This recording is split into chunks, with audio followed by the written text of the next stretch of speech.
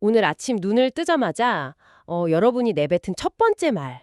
너무나 자연스럽게 내 입술을 통해 나왔으니까 당연히 내 생각이고 내 목소리라고 믿으시겠죠? 네, 당연하죠. 물리적인 내 성대에서 진동이 발생했고 또 내 혀와 입술이 움직였으니까요. 맞아요. 숨 쉬는 것만큼이나 너무 당연한 전제거든요. 근데 만약에 그 말이 누군가 여러분 머릿속에 심어놓은 재생 버튼이 딱 눌려서 나온 결과물일 뿐이라면 어떨까요? 그거 참 일성을 완전히 뒤흔드는 무서운 가정이네요. 그니까요.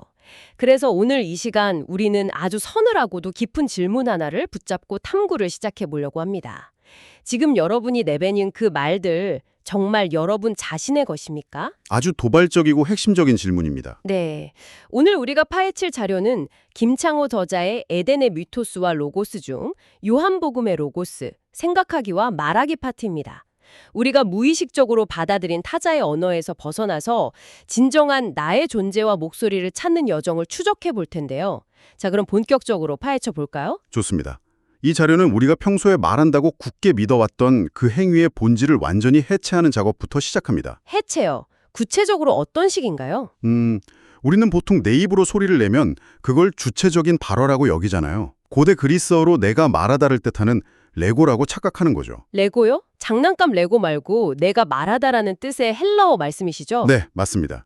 하지만 자료에 따르면 우리의 일상적인 언어와 의식의 거의 99%는 나 자신이 아니라 타자에 의해 일깨워지고 형성된 일종의 반사신경에 가깝습니다. 잠깐만요. 여기서 말하는 타자라는 게 내 앞에 앉아있는 직장 상사나 가족 같은 뭐 그런 특정 인물을 지칭하는 건 아니죠? 물론 특정한 개인이 아닙니다. 여기서 말하는 타자, 즉 the other는 그 사회의 문화라든가 오랜 전통, 또 언어의 구조, 그리고 아주 복잡하게 얽혀있는 집단 무의식 전체를 포괄하는 개념이에요. 아하, 그러니까 사회 시스템 그 자체를 말씀하시는 거군요. 정확합니다. 인간은 태어나자마자 생존을 위해서 이 거대한 타자의 시스템 안으로 툭 던져지잖아요. 그쵸. 원하든 원하지 않든 태어나 보니 이미 세상이 막 굴러가고 있으니까요. 맞아요. 그래서 약육강식의 언어라든지 자본주의적 가치, 사회적 성공의 기준 같은 것들이 어릴 때부터 우리 대뇌피질의 신경망에 끊임없이 새겨지게 됩니다. 아, 그러니까 결국 내 머릿속에 들어앉은 그 타자의 숨결이 나를 배후에서 조종해서 입을 열게 만든다는 의미네요. 네, 저자는 이걸 아주 날카롭게 지적하면서 앵무새를 예로 듭니다. 아, 그 대목, 자료에 나오는 앵무새 이야기 저도 참 확 와닿더라고요. 어떤 점이 그렇게 와닿으셨나요? 그 앵무새가 주인님 안녕히 다녀오세요 라고 막 또렷하게 말할 때 우리는 앵무새가 똑똑하다고 칭찬하잖아요. 보통은 신기해하면서 막 칭찬을 하죠. 근데 사실 그 발언의 진짜 주체는 앵무새가 아니라 그 말을 가르친 주인이잖아요. 앵무새는 뜻도 모르고 그저 주파수를 모방할 뿐이니까요. 바로 그겁니다. 인간의 고도화된 지능도 본질적인 층위에서는 그 앵무새와 크게 다르지 않다는 게 저자의 핵심적인 지적이에요. 와, 우리가 앵무새랑 다를 바가 없다고요? 좀 충격적인데요. 우리가 엄청나게 복잡한 어휘를 구사하고 논리를 전개하는 것 같지만 그 논리의 뼈대 자체가 사회가 주입한 가치체계라면 결국 우리는 타자의 욕망을 대신 발화해주는 통신망에 불과하다는 거죠. 에 등장하는 컴퓨터와 음악 파일 비율을 보면서 저는 약간 이런 생각이 들었어요. 어떤 생각이시죠? 그러니까 우리는 일종의 생물학적 블루투스 스피커인 거네요. 오, 생물학적 블루투스 스피커. 아주 찰떡 같은 비유입니다. 내 입에서 막 소리가 나고 내가 맹렬하게 돌아가는 것 같지만 사실 내 안에서 재생 버튼을 누른 건 외부의 와이파이를 타고 들어온 보수나 진보 같은 이데올로기 또는 사회적 신념이라는 앱인 거잖아요. 네, 맞습니다. 스피커는 자기가 직접 노래를 부른다고 착각하지만 실제로는 앱이 조종하는 거죠. 맞아요. 블루투스 스피커 비유를 이데올로기에 적용해보면 상황이 얼마나 심각한지 훨씬 더 명확해집니다. 어떻게 심각해지나요? 자료에서는 특정한 좌우 이념 중 어느 쪽이 옳다 그르다를 전혀 평가하지 않습니다. 단지 그 메커니즘을 객관적으로 분석할 뿐이죠. 아, 철저히 중립적인 입장에서 시스템만 분석한다는 거군요. 네, 그렇습니다. 진보적 신념이라는 앱이 내 안에 쫙 깔리면 나는 진보적인 사람 역할을 충실히 수행하며 그쪽 진영의 언어를 쏟아냅니다. 그럼 보수적 이념이 깔리면요? 그럼 철저히 보수적인 가치를 대변하죠. 어떤 이념이든 간에 그것이 나를 배후에서 조종하는 소프트웨어로 작동하고 있다면 그 문장의 진짜 주어는 결코 나일 수 없다는 겁니다. 아, 생물학적 블루투스 스피커라는 건 뼈 아프지만 어느 정도 인정하겠습니다. 근데 진짜 좀 억울한데요. 억울하시다고요? 왜 그러시죠? 아니, 제가 평생을 바쳐 쌓아온 지식, 책을 읽고 치열하게 고민해서 얻은 정치적 신념이나 도덕적 가치관이 다 남이 깔아놓은 앱이라면 전 당장 이 스피커 전원을 끄고 싶거든요. 당연한 반응입니다. 누구라도 그렇게 느끼겠죠. 어떻게 해야 이 지긋지긋한 블루투스 연결을 탁 해제할 수 있나요? 우리 몸에 무슨 와이파이 스위치가 달려있는 것도 아니잖아요. 그 외부 연결망을 강제로 끊어내는 유일한 방법이 바로 즉 없을 무의 체험이라고 자료는 설명합니다. 무요. 없을무 할 때 그 무요. 잠깐만요. 내 안에 가치관이 다 무너지는 무를 체험해야 한다고요? 네, 맞습니다. 모든 것이 무화되는 뼈저린 경험이죠. 아니, 듣기엔 되게 고상하고 멋있는데 현실적으로 사람이 자기 신념이나 정체성을 다 파괴해버리면 막 허무주의에 빠지거나 약간 미쳐버리는 거 아닌가요? 완전히 빈 깡통이 되면 어떡하죠? 허무주의로 추락할 위험이 분명히 존재합니다. 아주 예리한 지적이세요. 그렇죠. 위험하잖아요. 하지만 자료에서 말하는 무는 단순히 모든 것을 포기하고 산속으로 들어가서 마음을 비우는 그런 부드러운 명상의 상태가 아닙니다. 그럼 대체 어떤 상태인가요? 철저한 실존적 절망이자 뼈를 깎는 고통의 체험입니다. 어우, 무섭네요. 내가 나라고 굳게 믿어 의심치 않았던 모든 의식의 집합체, 나의 자랑스러운 지식과 신념들이 사실은 아무것도 아니었음, 즉 nothingness였음을 깨닫는 충격요법이죠. 저자는 이것을 선악에 대한 디가우징이라고 표현합니다. 아, 디가우징이요? 디가우징이라면 그 강력한 자기장을 확 쏴서 하드디스크의 데이터를 물리적으로 완전히 파괴해버리는 그 자성 소거 작업 말씀이시죠? 정확합니다.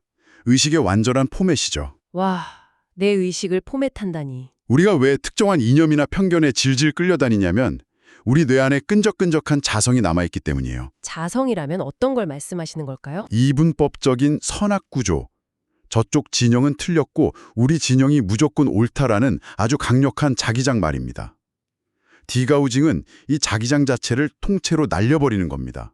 와, 평생 내가 주인공인 줄 알고 열심히 연기했는데 알고 보니 철저한 엑스트라에 앵무새였다는 자각이네요. 네, 내가 평생을 바쳐 연기해온 나의 정체성이 사실은 남의 대본이었음을 깨닫는 심리적 붕괴의 순간이죠. 심리적으로 진짜 엄청난 고통이 따르겠어요. 맞습니다. 하지만 바로 그 절망의 끝에서 역설적으로 진짜 나를 만날 준비가 끝나는 겁니다. 야, 이 잔인한 포맷, 이 디가우징이 끝나고 나면 어떻게 되나요? 그냥 빈 깡통에 텅 빈 상태에서 멈추는 건 절대 아닐 텐데요? 물론 아닙니다. 포맷이 끝나고 그 무의 토대 위에 우뚝 섰을 때 비로소 인간은 세상을 진짜로 보게 됩니다. 진짜로 본다는 게 어떤 의미죠? 여기서 고대 그리스인들이 사물을 보는 방식을 어떻게 구분했는지 살펴볼 필요가 있는데요. 그들은 본다는 행위를 블레포와 호라오, 이 두 가지로 엄격하게 나눴습니다. 아, 블레포와 호라오요. 갑자기 그리스어가 막 쏟아지니까 제 되뇌피질이 벌써 과부하가 걸리려고 하는데요. 아하, 너무 걱정하지 마세요. 개념 자체는 아주 직관적입니다. 복잡한 어원은 잠시 내려놓고 왜 그 옛날 사람들이 굳이 본다는 단어를 두 개나 만들어 썼을까요? 무슨 차이가 있길래요? 왜냐하면 시각 정보를 처리하는 인간 뇌의 메커니즘이 완전히 다르다는 걸 그들이 이미 통찰했기 때문입니다.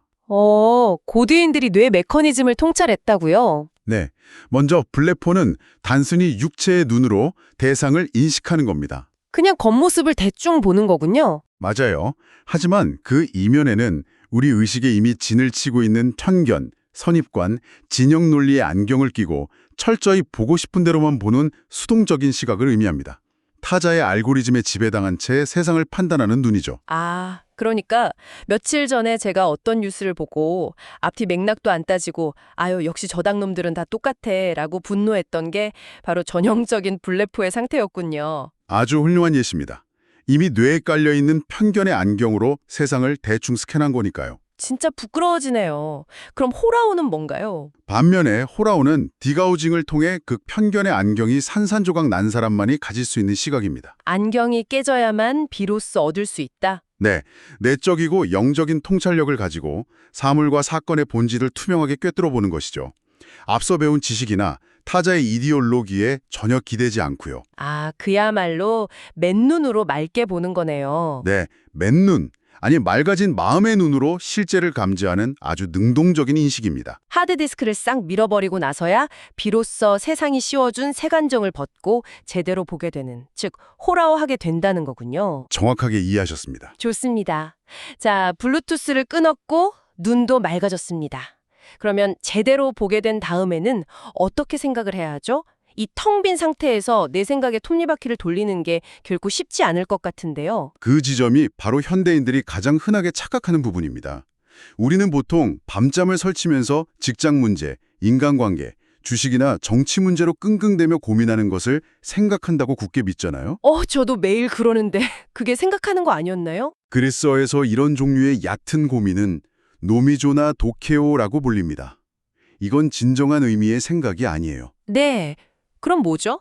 타자가 만들어 놓은 룰 안에서 이리저리 계산기를 두드리는 껍데기 사유일 뿐입니다. 아, 남의 시선을 의식하면서 어떻게 해야 더 잘 보일까? 어떻게 해야 손해를 안 볼까?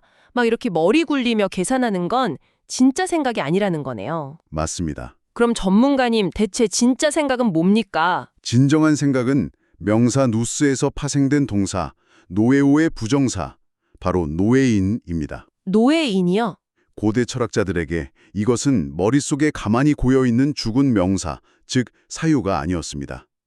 살아서 펄떡펄떡 뛰며 역동적으로 움직이는 생각하기 그 자체, 아주 능동적인 동사였죠. 움직이는 생각하기라고요? 네, 파자의 룰을 벗어나 내 존재의 밑바닥에서부터 스스로 질문을 던지고 진리를 향해 맹렬히 나아가는 동력입니다.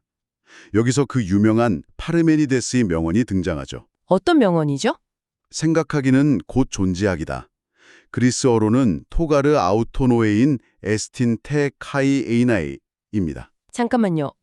나는 생각한다, 고로 존재한다. 이거 데카르트의 전매 특허 명언 아닌가요? 파르메니데스가 훨씬 먼저, 그것도 약간 다른 뉘앙스로 이야기했군요. 네, 맞습니다.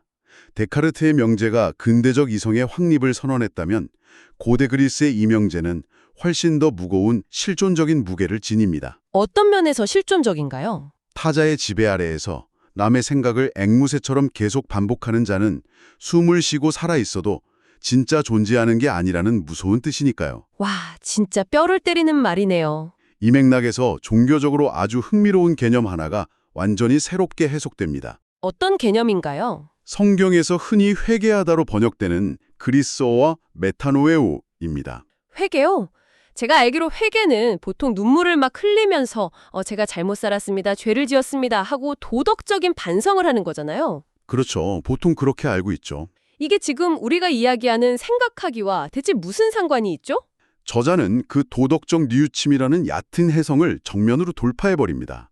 어원을 뜯어보면 메타, 즉 넘어서라는 뜻과 노에오, 생각하다의 합성어거든요. 아, 넘어서 생각하다. 즉 회개라는 것은 단순히 윤리적인 반성이 아니라 타자에게 종속되어 있던 의식의 세계를 넘어서 비로소 스스로 생각하기 시작하는 거대한 존재론적 전환을 의미합니다. 존재론적 전환이요? 네, 내가 블루투스 스피커였음을 뼈저리게 깨닫고 그 외부 연결을 끊은 뒤에 스스로 내면의 스피커를 울리는 행위 자체가 바로 근원적인 회개라는 것이죠. 와, 진짜 소름이 돋네요.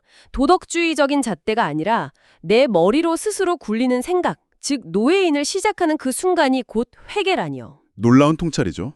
그럼 아까 파르메니데스 명언에 나왔던 존재학이라는 말도 뭔가 가만히 있는 명사적인 상태가 아니라 끊임없이 움직이는 행위겠군요. 정확히 꿰뚫어 보셨습니다. 존재를 뜻하는 에이나이 역시 가만히 놓여있는 죽은 명사가 아닙니다. 그럼 뭔가요? 타자의 지배를 받지 않고 스스로 서 있고 나아가고 호흡하는 그 능동적인 존재함의 상태를 말하죠. 아, 존재함의 상태.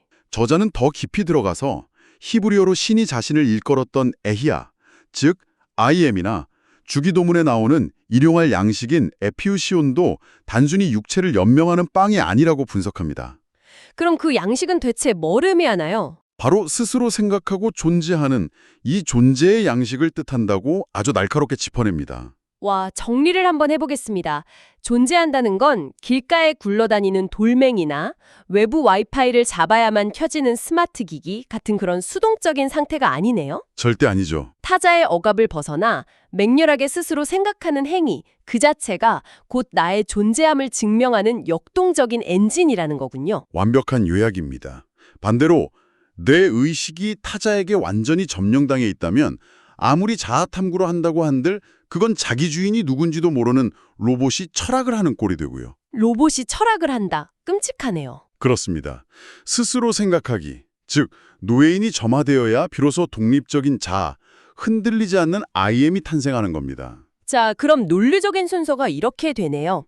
처음에 타자의 말을 읊는 블루투스 앵무새였습니다. 네, 맞습니다. 그러다 뼈아픈 뒤가오징을 통해 물을 체험하고 색안경을 벗고 제대로 세상의 본질을 보게 됩니다. 호라오 말이죠. 네, 훌륭합니다. 그리고 드디어 능동적으로 생각하기 시작해서 마침내 독립적으로 존재하게 되었습니다. A9까지 왔네요. 아주 논리적입니다. 이 정도면 여정이 거의 끝난 것 같은데 존재하기 시작했다면 드디어 입을 열고 진짜 내 말을 할 차례 아닌가요? 방금 아주 중요한 포인트를 짚으셨습니다.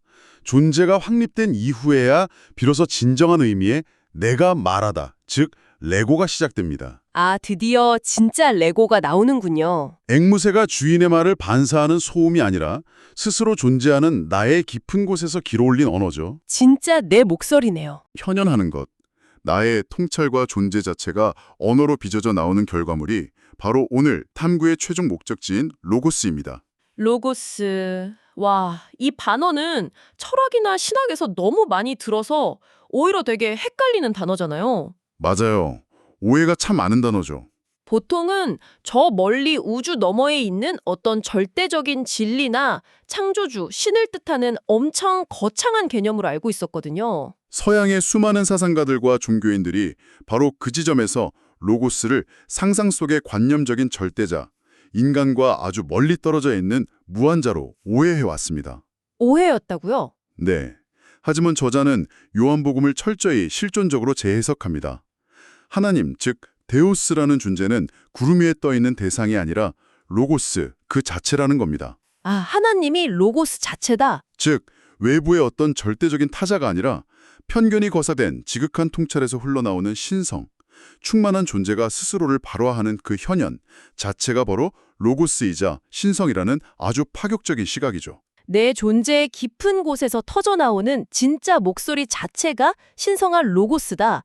와, 이 대목에서 자료 후반부의 저자가 우리말에 말과 말씀의 차이를 풀어낸 부분이 확 생각납니다. 아, 그 부분 아주 인상적이죠. 그냥 입에서 툭툭 튀어나오는 파편적인 소리는 단순한 말에 불과하잖아요. 그렇죠. 가벼운 말이죠. 하지만 뼛속 깊은 통찰을 거쳐서 마음에 새기고 세상에 이롭게 써야 할 말, 그래서 말을 즉 말씀이 된다는 해석이요? 네, 아름다운 해석입니다. 우리가 앵무새처럼 내뱉는 시끄러운 소음이 아니라 내 존재를 걸고 내뱉는 묵직한 호음, 로고스가 바로 이 말씀이라는 거네요? 아주 훌륭한 요약입니다. 이 추상적인 과정을 가장 극적이고 구조적으로 보여주는 서사가 바로 성경 안에 있습니다. 성경 어디에 나오나요? 요한복음에 등장하는 베드로의 여정인데요. 갑자기 베드로요? 예수의 그 수지자 베드로 말씀이시죠? 네, 맞습니다. 지금까지 아주 치밀하게 철학 이야기, 심리학 이야기를 하다가 갑자기 특정 종교의 성인이 딱 등장하니까 솔직히 조금 낯선데요. 종교적인 어떤 맹신이나 교리를 이야기하시려는 건 아니시죠? 전혀 아닙니다. 여러분 안심하셔도 좋습니다. 저자는 베드로라는 인물을 종교적 우상이 아니라 가장 완벽한 실존적 인간의 표본으로 분석합니다. 아, 실존적 인간의 표본으로요? 네. 요한복음 초반에 베드로가 예수에게 이렇게 외칩니다. 내가 당신을 위해 목숨을 바치겠나이다. 오, 겉보기엔 엄청난 충성심과 대단한 결단 같잖아요. 네, 멋있어 보이죠. 하지만 저자의 분석에 따르면 이 발언은 전형적인 타자의 욕망을 앵무새처럼 투영한 것에 불과했습니다. 앵무새였다고요? 목숨을 바친다는데. 당대 유대 사회가 강력하게 요구하던 정치적 메시아를 향한 맹신, 즉 영웅주의라는 사회적 앱이 베드로 안에서 작동해서 튀어나온 가짜 레고였던 겁니다. 아, 자기가 주체적으로 결단하고 재생 버튼을 누른 줄 알았지만 사실은 시대의 욕망이라는 그 알고리즘이 써준 대본을 달달 읽은 거군요. 정확합니다. 하지만 이후 베드로는 예수가 십자가에 처형당하는 거대한 파국을 직접 목격하잖아요. 네, 그렇죠. 완전 멘붕이 왔겠죠. 자신이 목숨 바쳐 따르려던 절대 우상, 자신이 오해했던 외부의 로고스가 눈앞에서 철저히 무화되는 충격을 겪습니다. 아, 그게 바로 뒤가우징이네요. 맞아요. 그야말로 존재의 디가우징을 뼈저리게 당한 겁니다. 그리고 그 처절한 절망의 침붕을 통과한 끝에 훗날 쓰여진 베드로 전후서를 보면 그가 완전히 달라진 모습을 보여줍니다. 어떻게 달라졌나요? 타자의 언어와 영웅주의에서 완전히 독립해서 맑은 통찰력, 즉 호라오로 세상을 보고 스스로 노예인하며 생각합니다. 와, 드디어 눈에 떴군요. 그리고 마침내 자신만의 묵직한 언어, 즉 자신의 로고스를 획득하게 됩니다. 앵무새에서 벗어나 온전한 자기 존재로 발화하는 이 장쾌한 성장의 서사가 요한복음 텍스트 아래에 숨겨져 있었다는 것이죠. 와, 종교 텍스트를 이런 실존적 성장의 관점으로 완전히 해체하니까 전혀 다른 이야기가 되네요. 그렇죠. 굉장히 새롭죠. 베드로의 서사가 곧 우리 모두가 겪어야 할 의식의 진화 과정이라는 거잖아요. 맞습니다. 바로 우리들의 이야기입니다. 타자의 언어를 쏟아내는 블루투스 스피커에서 출발해서 무라는 디가우징의 고통을 겪고 색안경을 벗어 던진 뒤에 스스로 맹렬하게 생각하기로 나의 존재를 증명하고 네, 그 험난한 과정을 거쳐서요. 마침내 통 빈 내면 깊은 곳에서 길어 올린 진짜 내 목소리, 나만의 로고스를 세상에 던지는 여정. 여러분, 우리가 오늘 이 시간 동안 인간 의식의 가장 밑바닥부터 가장 높은 곳까지 한 편의 거대한 서사시를 함께 쓴 기분입니다. 저도 동갑입니다. 하지만 이 긴 철학적 여정이 고대 문서에만 머무는 것이 아닙니다. 그럼요. 오늘날 우리 현실에 던지는 시사점은 오히려 훨씬 더 날카롭고 시급해요. 맞아요. 당장 우리 삶의 문제니까요. 지금 당장 여러분의 스마트폰만 열어보십시오. 유튜브나 소셜미디어의 추천 알고리즘이 내가 좋아할 만한 영상을 끊임없이 입에 떠먹여줍니다. 네, 시간 가는 줄 모르고 보게 되죠. 게다가 정치 이데올로기는 세상의 선과 악을 아주 편리하고 자극적으로 대신 나누어주고요. 진짜 그래요. 알아서 다 판단해 주니까요. 복잡하게 생각하는 수고를 덜어준다는 아주 친절한 명목하에 현대사회라는 이 거대한 집단 무의식은 우리를 다시 성능 좋은 그러나 자기 생각은 전혀 없는 블루투스 스피커로 퇴화시키려 하고 있습니다. 뼈 때리는 말씀이네요.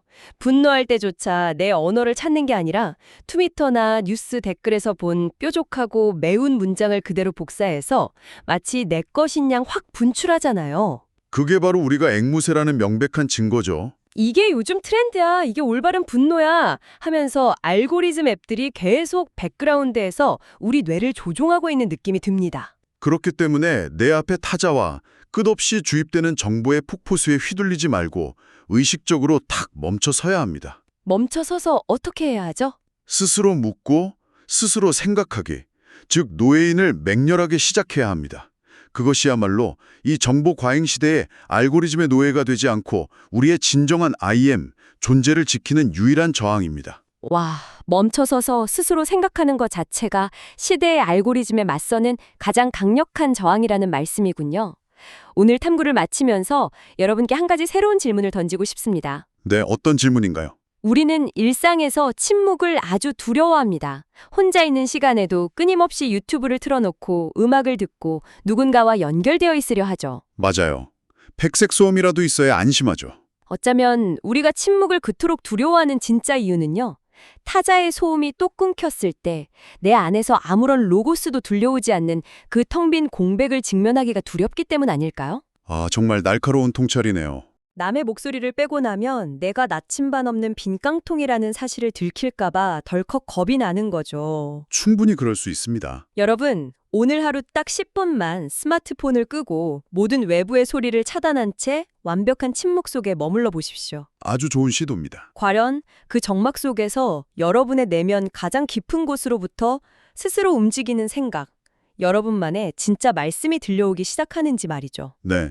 그 10분의 침묵을 견뎌내는 것이 어쩌면 진짜 나를 만나는 첫걸음이 될지도 모릅니다. 오늘 하루 알고리즘이 재생한 오디오가 아니라 여러분의 존재가 발아한 첫 번째 단어는 무엇이었나요? 만약 내일 아침 세상의 모든 네트워크가 탁 끊어진다면 여러분은 세상에 어떤 말씀을 던지시겠습니까? 오늘의 깊이 있는 탐구는 여기서 마치겠습니다. 끝까지 함께해 주신 여러분 감사합니다.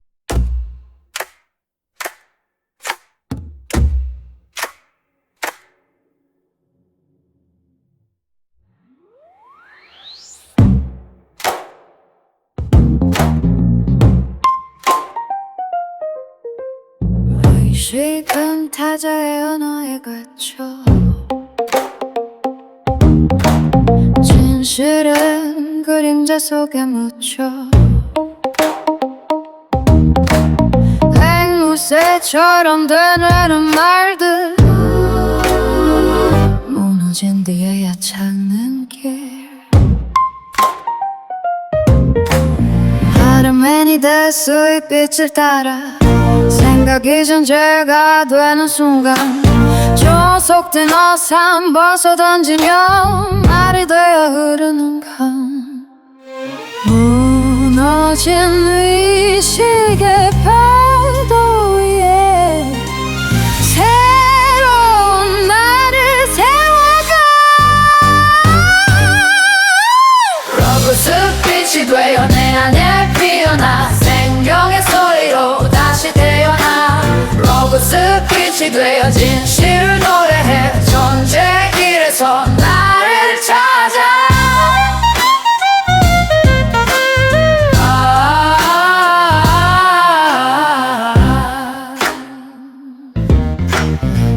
타자의 그림자 벗어나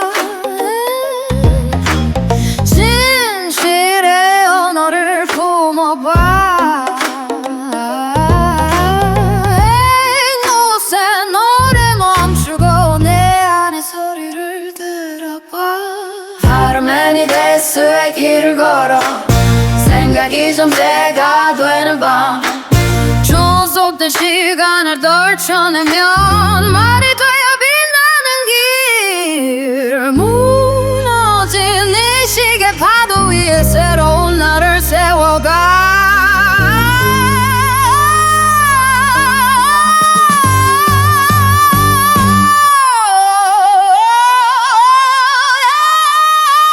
로봇빛이 되어 내 안에 기어나 생명의 소리로 다시 태어나 로봇빛이 되어 진실 노래해 존재의 길에서 나를 찾아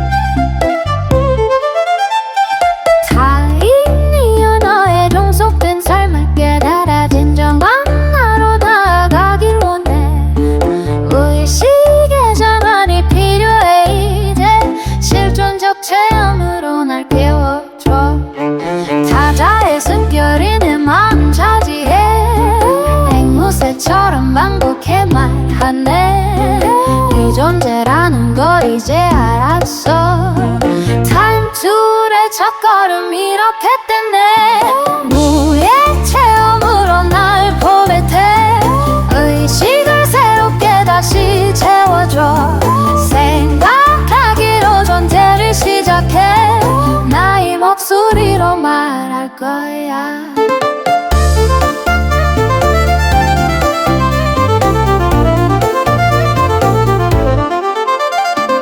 선악의 편견을 지워내고 절망 속에서 날 찾아가 타자의 실체를 꿰뚫어봐 이제야 나로 사는 길 너의 이들로 싹을 띄워 스스로 서는 걸 시작해 독립적 의식이 피어나 나라는 존재 드러내 무의 체험으로 날 포뱉해 의식을 새롭게 다시 채워줘